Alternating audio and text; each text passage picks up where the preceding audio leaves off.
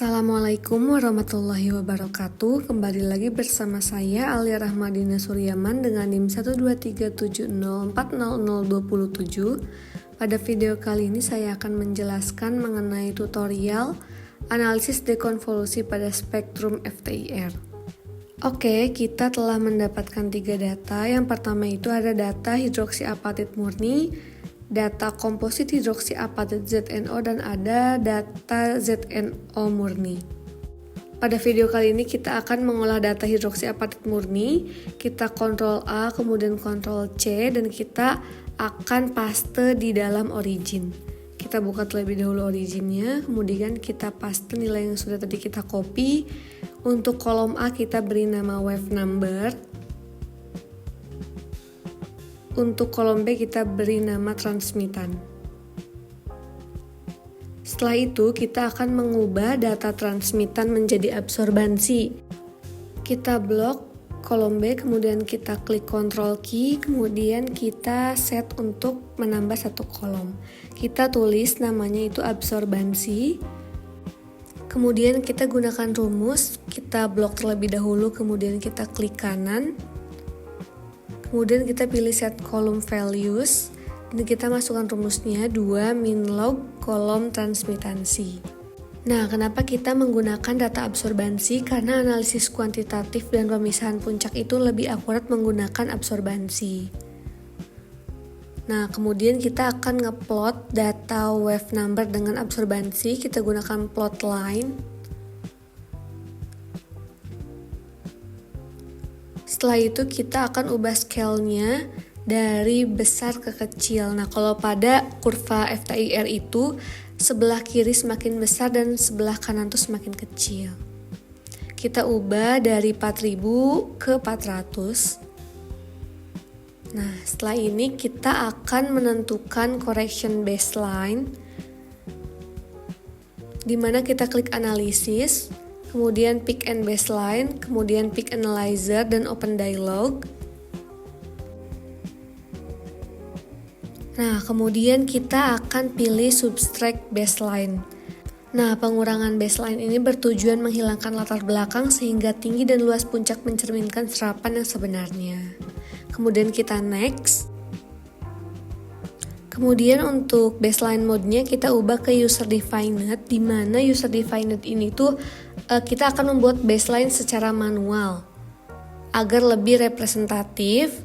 Kemudian kita scroll ke bawah, kita uncheck list enable add find-nya, kemudian kita pilih add. Kita akan berikan titik-titik tambahan pada rentang yang agak jauh seperti pada video ini.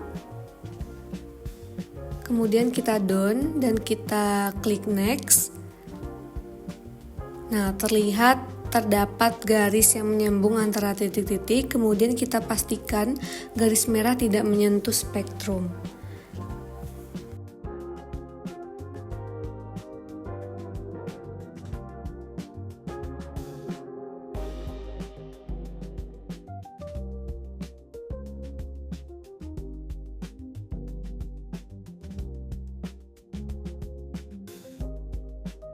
Setelah dilihat bahwa tidak ada yang memotong spektrum, kemudian kita klik done. Setelah itu kita klik next. Kemudian kita klik subtract. Dan bisa kita lihat bahwa baseline sudah diterapkan pada kurva dan kurvanya menjadi lurus. Kemudian kita klik finish. Setelah kita melakukan correction baseline, diperoleh data subtract dan kemudian kita plot data pada kolom D dan subtract kolom E. Kita plot menggunakan graphic line. Nah, kemudian kita ubah scale-nya juga dari yang besar ke yang kecil.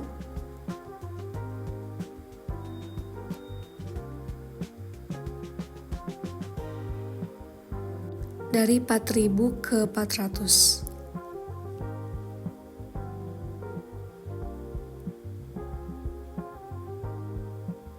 Nah, selanjutnya kita akan melakukan smoothing pada kurva. Kita klik analisis. Kemudian kita pilih signal processing, kemudian kita pilih smooth dan open dialog. Nah, di sini kita menggunakan metode Savitsky-Golay karena metode ini mampu mengurangi noise sambil mempertahankan bentuk asli puncak spektrum seperti tinggi puncak, posisi puncak, dan lebar pitanya. Kemudian point of window-nya kita ubah menjadi 11 dan kita klik OK. Nah, ini adalah hasil kurva yang sudah kita smoothing. Kemudian kita akan plot kembali hasil smoothing tadi pada kolom H dan juga I. Kita pilih plot kurva line.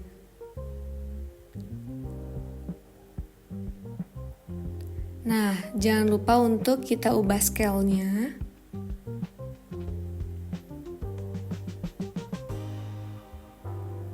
Dari 4000 ke 400.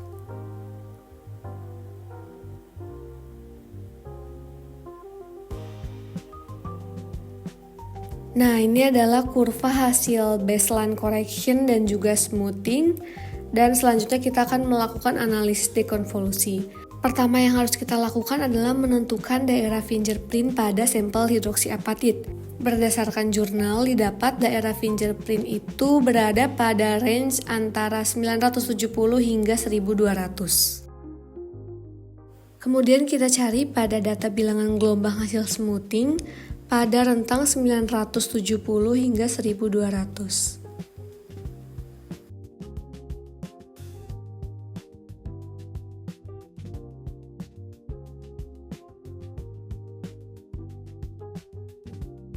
Kita sudah dapat data 970, kemudian kita scroll ke bawah dan kita blok juga hingga data 1200.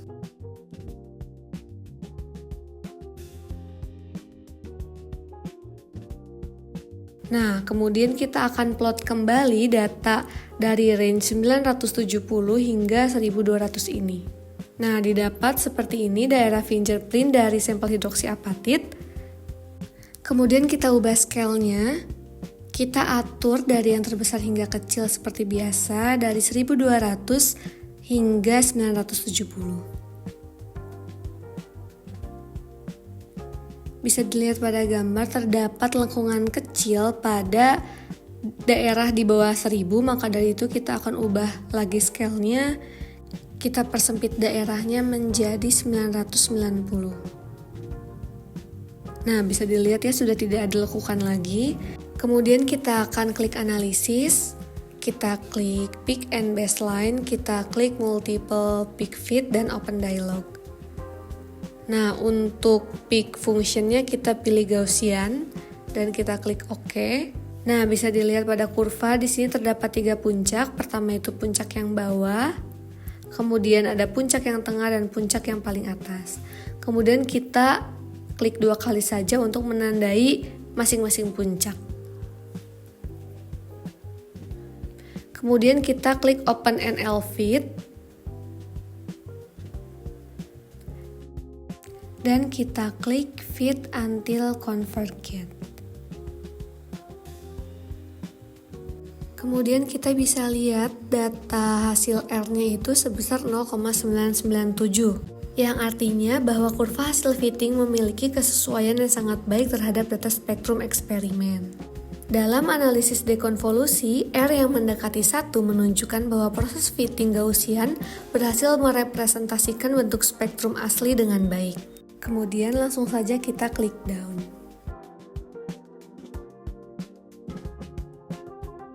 Nah, kemudian dihasilkan beberapa parameter, diantaranya ada posisi puncak yang menunjukkan lokasi bilangan gelombang dari masing-masing komponen vibrasi.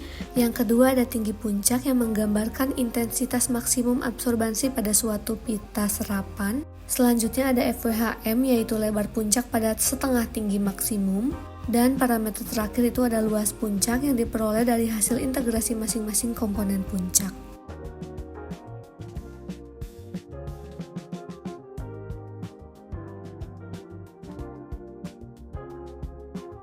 Pada spektrum sebelum dilakukan proses dekonvolusi terlihat terdapat 3 puncak serapan pada daerah fingerprint. Namun ketiga puncak tersebut masih saling tumpang tindih sehingga sulit untuk menentukan jumlah komponen vibrasi yang sebenarnya. Setelah dilakukan proses baseline correction, smoothing, serta fitting Gaussian melalui dekonvolusi, diperoleh hasil bahwa spektrum sebenarnya hanya terdiri dari dua komponen puncak utama. Hal ini menunjukkan bahwa salah satu puncak pada spektrum awal bukan merupakan puncak independen, melainkan efek overlap atau pelebaran pita dari dua komponen vibrasi utama. Nah, digunakan cara yang sama untuk dekonvolusi pada sampel ZNO murni dan juga komposit hidroksiapatit ZNO. Kemudian kita akan membandingkan hasilnya. Cukup sekian untuk video kali ini, sampai jumpa di video selanjutnya.